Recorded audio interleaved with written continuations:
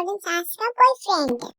ये रंगीन जुल्फे, ये शरबती आंखें, इन्हें देख कर जी रहे हैं हम। बचपन की उम्र में खुद को 22 का समझने वाली माधवी दिसंबर की कड़कड़ाती ठंड में गर्म पानी से नहाकर कांपती आवाज में गाना गुनगुनाते हुए आईने के सामने आती है। कौन कहेगा मेरी उम्र 55 है? आजकल की लड़कियां तो मेरी भी बड़ी बहन लगती हैं। खुद की तारीफ करते हुए माधवी हेयर ड्रायर से अपने बाल सुखाने लगती है। हाय माधवी, कितनी सुंदर है तू। तुझसे सुंदर तो शायद ही कोई लड़की होगी। और ये बाल जैसे काली घटाए। हाय। माधवी खुद की तारीफ में खोई हुई थी। तभी कमरे में माधवी के पति प्राणनाथ आते हैं। यही बात जरा हीटर बंद करके कहना। छोड़ो, तुम्हारी काली घटाएं तो शादी हो गई हैं। कहीं ठंड से चेहरा पीला न पड़ जाए। आपको तो कभी कुछ अच्छा नहीं लगता। पूरी जिंदगी बस बूढ़ों की तरह बिता दी।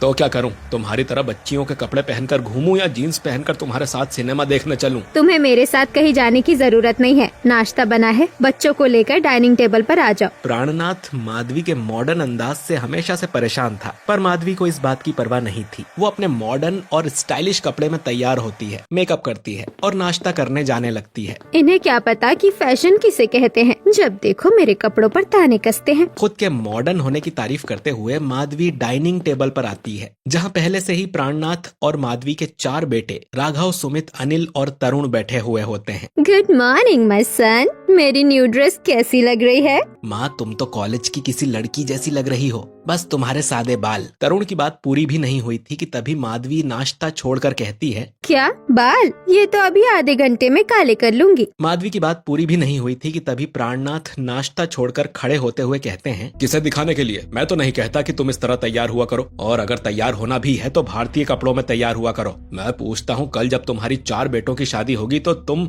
अपनी बहू को क्या सिखाओगी? गाड़ी, लिपस्टिक लगाना और ठुमक ठुमक कर चलना। प्राणनाथ के गुस्से के सामने किसी की जुबान नहीं खुलती। चारों बेटे चुपचाप नाश्ता करते हैं और अपने काम पर चले जाते हैं। वहीं प्राणनाथ सर्द हवाओं के साथ अपने सरदार दोस्त के गैराज चला आता है। अरे वीरे, तू इत्थे बोल, क्या पिएगा? स्माइली सिंह प्राणनाथ के चेहरे की उदासी पकड़ लेता है। ओ पाजी, सब ठीक तो है ना? फिर परेशानी? अब तुझसे क्या छुपाना, तू तो अपनी भाभी को जानता ही है। नए जमाने का रंग उस पर ऐसा चढ़ा है कि पुरानी मिट्टी की खुशबू भूल गई है। ओ जी, ये भी कोई प्रॉब्लम है? तू भी भाभी नाल जीन्स पहन।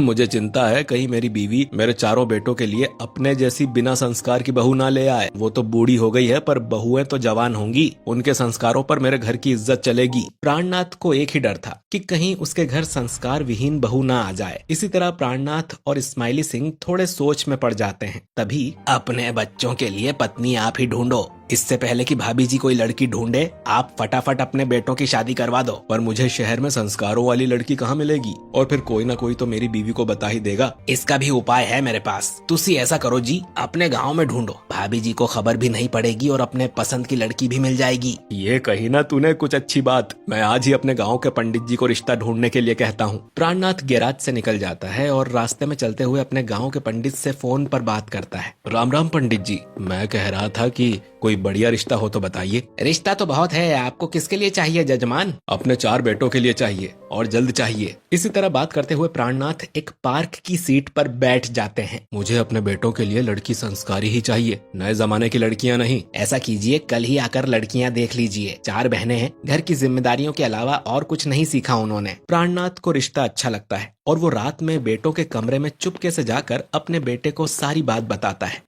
मैंने तुम चारों के लिए गांव में बात चलाई है। कल सुबह 3 बजे हम लोगों को गांव के लिए रवाना होना है। सुबह 3 बजे? इतनी ठंड में सुबह 3 बजे? इतनी धुंध होगी, रास्ते में कुछ दिखाई ही नहीं देगा पिताजी। हम जाएंगे कैसे? ठंड में तो हम किसी तरह चले जाएंगे, पर माँ कैसे जाएगी इतनी ठंड में? नहीं नहीं, सुबह नहीं निकल सकते, थोड़ी देर करके निकलेंगे। अपने सभी बेटों की बात सुनकर प्राणनाथ गुस्से को दबाते हुए कहता है, चुप करो बेवकूफ, चिल्ला चिल्ला के अपनी माँ को बता दोगे क्या? हम कल सुबह ही जाएंगे, और सिर्फ हम ही जा रहे हैं। तुम्हारी माँ नहीं जा रही है, और उसे इस बात की भनक भी नहीं लगनी चाहिए, समझे? क्यों? माँ क्यों नहीं चलेगी? वो भी तो लड़की को देखेंगी। और तुम्हारी माँ के जैसे लक्षण हैं, गांव में तो उन्हें नहीं लेकर जाया जा सकता, और लड़की देखने तो बिल्कुल भी नहीं। लोग तुम्हारी माँ को देखकर ही हमें भगा देंगे। प्राणनाथ अपने कमरे में चले जाते हैं और प्राणनाथ की बात सुनकर चारों भाई मुस्कुराते हुए अपने अपने कमरे में सो जाते हैं। सुबह के 3 बजते हैं। प्राणनाथ बिना अपनी पत्नी को पता चले अपने बेटों के साथ घर के बाहर निकलता है। बर्फ सी ठंडी हवाओं में चारों तरफ धुंध फैली हुई थी। पत्तों पर ओस गिरी हुई थी और दूर तक सिर्फ अंधेरा ही अंधेरा था। पापा,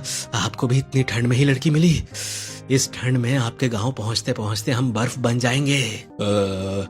अभी मेरी बूढ़ी हड्डियों में बहुत जान है, तुम लोग पीछे बैठो, गाड़ी मैं चलाऊंगा। प्राणनाथ ड्राइविंग सीट पर जा बैठे हैं और आधी नींद में उठे चारों बेटे गाड़ी में बैठकर गांव के लिए रवाना होते हैं। उठो बेशर्मो, हम पहुंच गए। सुबह के 10